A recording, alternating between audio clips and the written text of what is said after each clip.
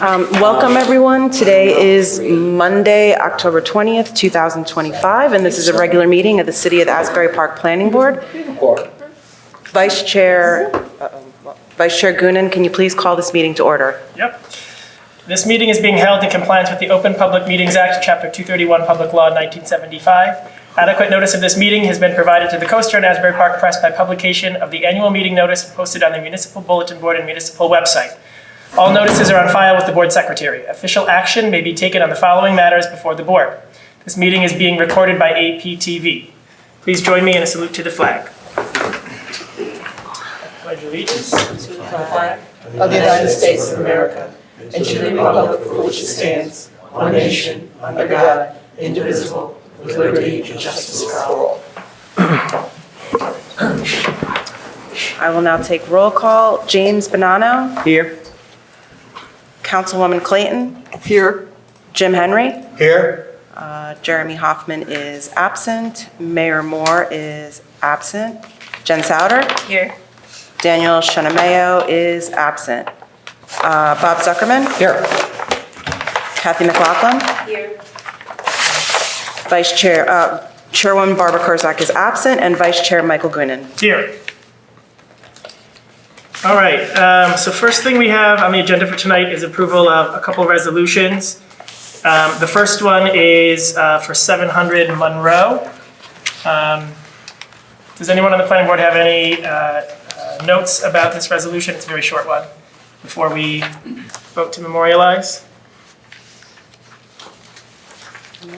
In that case, I'm going to make a motion to memorialize the resolution for 700 Monroe.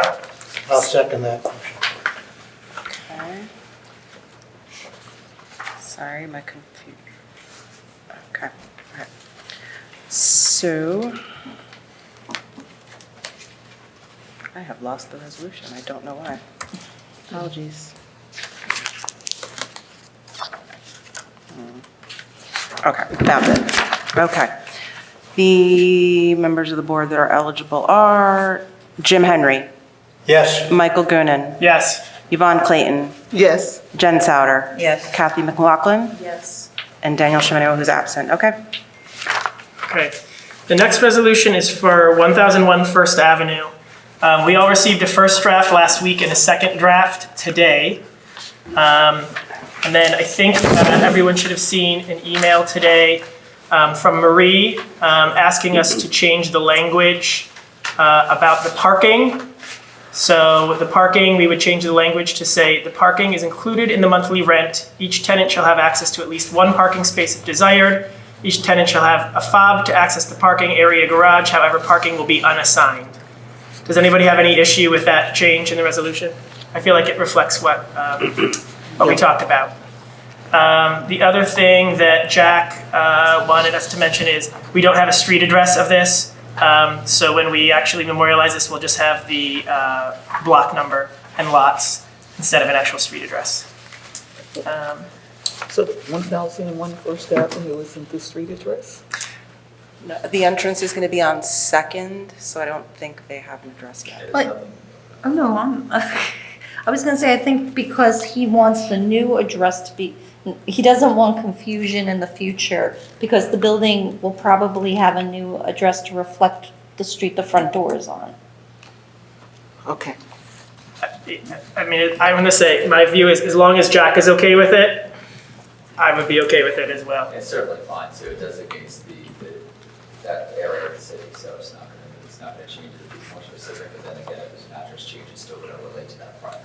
The resolution is attached to it. Okay. And then Jen, I know you had some comments about this one. I did. I just had a minor, just for the record, it's actually not a change to or suggested change. It was, I'm just saying it on the record because everyone else in the communication is not here tonight. So Jack and Sam, our engineer, and myself had a quick exchange about this for item 11, which is regarding the applicant shall prepare a drainage maintenance manual and submit it, which is all fine, and we all agreed to leave that as is. But I just wanted to say that we had a discussion for future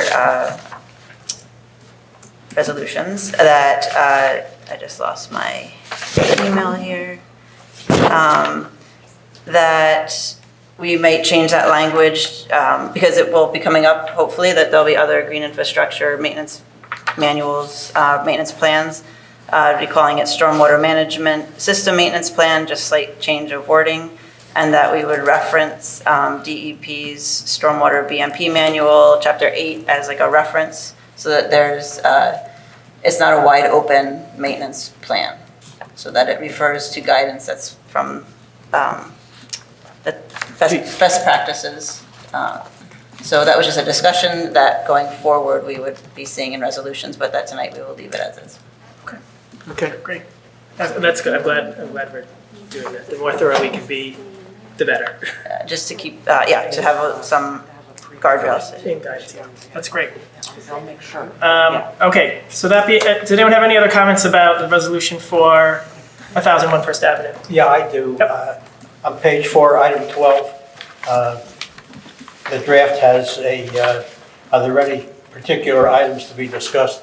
And the fence to the west, on the west side of the project, we discussed at the hearings that the applicant was going to talk to the property owners so there would only be one fence, and that fence would conform to the zoning requirements in that area.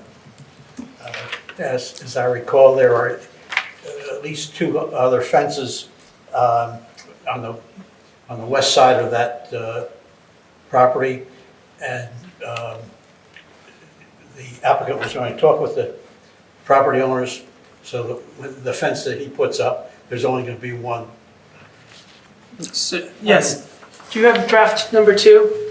No, I don't. Okay, draft number 2, it says the applicant shall meet with the adjacent property owners prior to construction of the project for the purpose of discussing the construction of the fence adjoining the project and the residential properties to the west. That's fine. Great, great. Any other comments about this resolution? So as far as, so there are going to be the 2 changes we discussed, Marie. So we can approve now, and you and Jack will handle those 2 changes. We'll clean So then that. I'm going to say I am going to make a motion to approve this resolution, to memorialize this resolution, with the changes of removing the street address and changing the language surrounding the parking as discussed. I'll second that motion.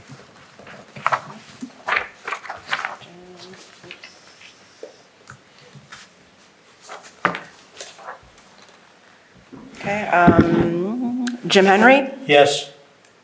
Yvonne Clayton, Yes. Jennifer Souter, Yes. Kathy McLaughlin. Were you? Yes, you were on that one. And then Vice Chair Mike Goonan. Yes. All right, so that's our 2 resolutions. We have 2 sets of minutes to approve. The first set of minutes is from January 27th, 2025. Do any board members, or we don't have any of our usual professionals here, does anyone have any comments about these minutes before we approve? Okay. No one? I'm going to make a motion to approve these minutes from January 27th, 2025. Second that motion. Okay, that was Jim and Michael, so Yvonne Clayton, Yes. James Bonanno, Yes. Bob Zuckerman, Yes. Kathy McLaughlin, Yes. and Vice Chair Goonan. Yes. Marie? Yes. Was I absent at that meeting? On that meeting, let me see, you were absent at that. I'm sorry? You were absent that day. Okay, Correct. well, I can't second that motion then. Oh, then you'd be I'm correct. sorry. second. So Yvonne will second that. Okay. Jen, did you just vote on this one? I did not vote. Okay. I was not there. Okay, and the last one we have is minutes for February 3rd, 2025. Does anyone have any comments on this one? Okay, and with that, I'm going to make a motion to approve minutes from February 3rd, 2025. I'll second that motion. Gotcha. James Bonanno, Yes. Councilwoman Clayton, Yes. Jim Henry, Yes. Jen Souter, Yes. Bob Zuckerman, Yes. Kathy McLaughlin, Yes. and Vice Chair Goonan. Yes. All right, and the last thing on the agenda for tonight is an amendment to Chapter 30 of the Land Development Regulations of the Municipal Code. take us away. Good evening, planning board members. I'm Michelle Alonso, the Director of Planning Redevelopment, and I have here with me Jay Harzold, our municipal engineering representative. And I think this is going to be a short presentation because, once again, the NJDEP has asked us or has required us to amend our stormwater regulations. But this time it's simpler. Rather than having the regulations and the verbiage in our municipal ordinance, they're asking that be stricken and that reference be made to the state statute instead, which is NJAC 7:8-1. And the reason for this is every few years when they update what's the requirements of the municipalities, rather than us having to update the ordinance, it will already be updated de facto because it's just a reference to the state statute. So with this amendment, our language has not changed. It's exactly the same because we have struck the language that's specific to NJAC 7:8. But we have kept in our heightened requirements for minor development stormwater. So that's really it. Jay is here to answer your technical questions because this is not my forte. I mean, it's honestly very simple. I think Michelle did a great job of explaining it. There materially is no change to the ordinance itself, or the teeth contained in the ordinance, or the penalties, or the requirements. It is simply streamlining the city's ordinance so that, as you all know, from time to time, DEP and state of New Jersey make changes to their model ordinance. It alleviates the extra step for the city itself to have to revise its ordinance. It's automatically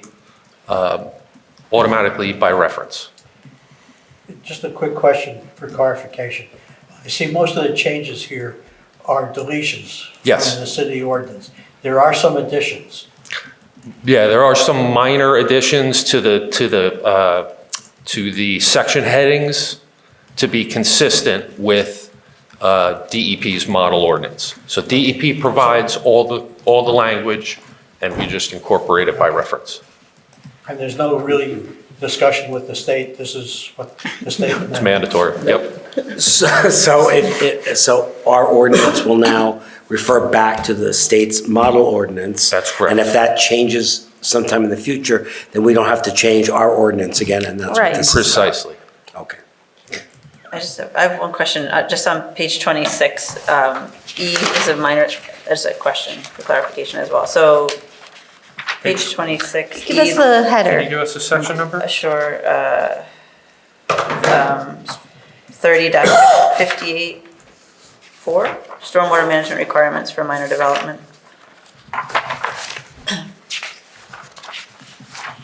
Water requirements. Because it's the yellow. Yes, it's yellow. This guy. Okay. Is it, my question is just on the E, which is the variances paragraph or sentence. I'm sorry, Jen, say the section? What, you were referring which letter? 30-58-4, stormwater management requirements for minor development. Right, but Oh, and letter E, well, it says A, there's A, 1, 2, 3, 4, 5, B, C, D, E. okay, so variance. Variance, yeah, this is just, so, Created by the planning board for those projects where the applicant has demonstrated the inability or impracticality of strict compliance with the stormwater management requirements in this section. so my question is just whether that is direct language, is that variance language that we always have regarding those two words, inability or impracticability? I cannot say that, impracticability. This language is verbatim from our last full stormwater ordinance update in 2021. So all this language was fully vetted by the board at that time. This is not part of the state's model ordinance. So if the board wished to propose a suggestion or other revision to that particular item, the city can make that change if it so desires.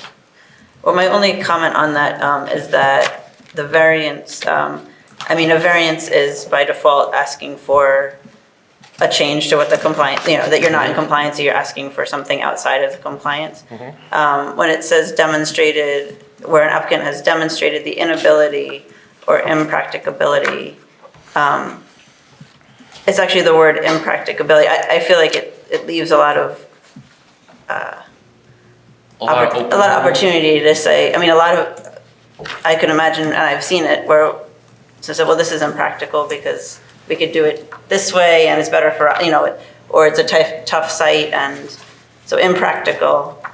That's a word that just makes me feel like it's very open. I know we've been using, now I know that that's what the language has been in like that. So I just wanted to put it out there as a question or a discussion. As an applicant has demonstrated the inability or impracticability of strict compliance, it just feels like an out to me of, it's a tough site, this is gonna be hard to do. We've There's- We've only had one request since 2021 of any form of variance from the storm regs, and it was because of physical challenges on the site, and it was for variances associated with a one-family house. So this does not alleviate anyone from meeting the criteria of a C variance either. They have to do the typical proofs for a C variance. So I have not, in the last 4 years, seen this as an open door to asking for deviation from stormwater. Okay, and it's, To your point, Jen, I feel like C variance is defined, right? Somewhere else, we know what that is, that's a typical thing. I think we could just say that. So why don't we just say the applicant has demonstrated the need for a C variance? Like something where there's no need to redefine the criteria, right, for variance? I think that's kind of what I just wasn't sure why that, yes. Why are we I was trying to understand redefining why it that here? is saying it again. And again, it may not even be that important. I'm trying to limit the opportunity to say, well, I've demonstrated this is impractical for me. I don't really know what that,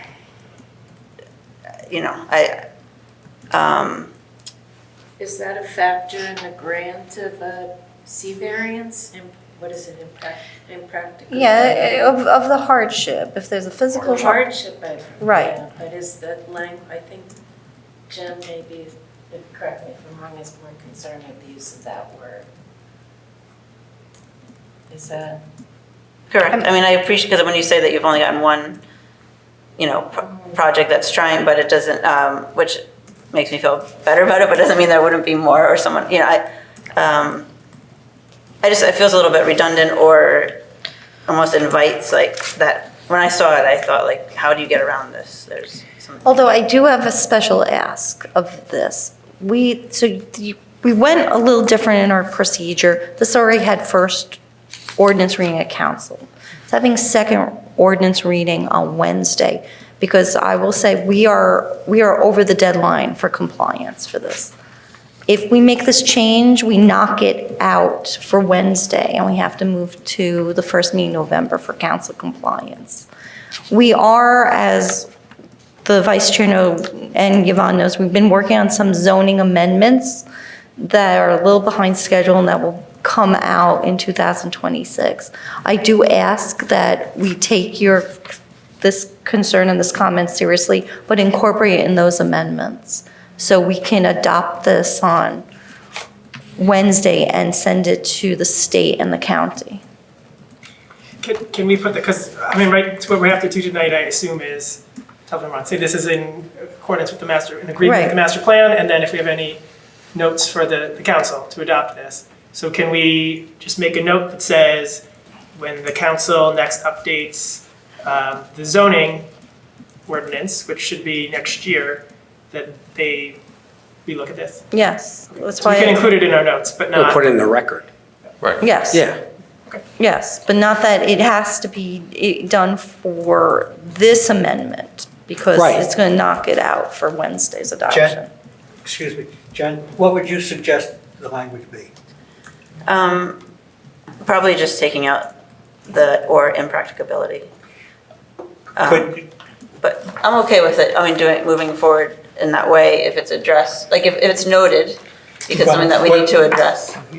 this goes back to the mayor and council, so if that change is recommended or asked to be considered, let them consider it and then add it or delete it as the case may be when they meet on Wednesday to discuss this. At least that's a discussion that's before them at the time, and whatever they decide, they decide. But you already had a first hearing, right? Correct. So the council passed it on first reading. Yes. So if you change it, if we changed It's got to go back. any of the language, it's got to go back for So correct first me if I'm reading. wrong, if we make a recommendation, the council can choose to ignore that recommendation and pass it anyway, right? Exactly. Is that right? That's right. Okay. But I'm missing, because even if we kick it to these amendments we're doing with Donna Miller, she can finesse the language. We don't have to like do it on the spot. Right, so Yeah. I'm going to give my opinion, which is, 'cause we've been involved in all these zoning amendment changes, Right. and so we know there's going to be a somewhat comprehensive change next year. And I personally think that probably makes the most sense as the time to change this, since the change we're doing this week is, I mean, it's really just because we have to, right? There's no material change, right? So I feel like doing it and for the next batch is the right thing to do, but I do want to get it on the record. Yeah, I'm fine with that, as long as it's Yeah. noted, it doesn't fall through the cracks the next round. But yeah. Or it can be discussed, in a more, Right, so because that whole set of changes will come back to us probably by Michelle early next year. You mean the next, yes, it will probably not come here till the beginning of next year with the timeline we're on. But in municipal timelines, that's pretty soon, right? It's not 3 years from now, it's 3 months from now. No, but my goal, as you know, had been to have this finished by the end of this year, and we did not meet that goal, but yes. I had one other question. So this refers to NJAC 7.8. What happens if that number changes? Or will that number never change? Will never change. You indicated that this is a state statute. The AC is not a statute, it's just the administrative code. So maybe you need to check the cross-references as to whether or not it's a statute or by the code. They're two different things. Well, I probably misspoke, because this language every word change in Yeah, here came from DEP, so I all probably I'm talking about misspoke. is the numerical system. One is state statute, and AC is the administrative code, Okay. which is slightly different. Noted.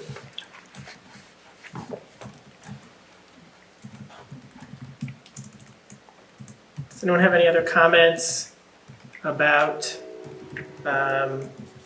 this amendment? Okay, so if I can sum up. So tell me if I'm correct. So we do have to do two things. We have to say that we think this is in, what is the word I'm looking for? Agreement? Compliance. Compliance. Conformance with Conformance. the master plan, correct? Yep. And then we make comments, right, to the council? Yes. Okay. So does everyone feel that this is in compliance with the master plan? Great. No concerns there? And then, so I think as we've discussed, we want to make one comment to the council that section, where was it? Section 3058.4.e, that the city should review the requirements for granting a variance. And that there was a suggestion that this word be eliminated. Yes. There's a suggestion to remove the word impracticability. And then so is that okay to leave in, just leave the recommendation for this round? Okay, Does anyone have anything else? Okay. So Chris, what motion are we making here? It's not to approve, it's to, Yeah, I mean, you're approving, We're saying it's in conformity with the master plan. yes, you're approving the presentation, but that this is in conformance as it relates to the master plan and the board's opinion. okay, That's all you're looking for at this point, right? Right. okay. So I am going to make a motion to approve this amendment, that it's in conformance with the master plan with the one comment so noted. I'll second that motion. James Bonanno, Yes. Councilwoman Clayton, Yes. Jim Henry, Yes. Jen Souter, Yes. Bob Zuckerman, Yes. Kathy McLaughlin, Yes. and Vice Chair Michael Goonan. Yes. All right. Motion to adjourn. Second. All in favor? Aye. Opposed? Okay. 7:30. We did it. You said 7:30?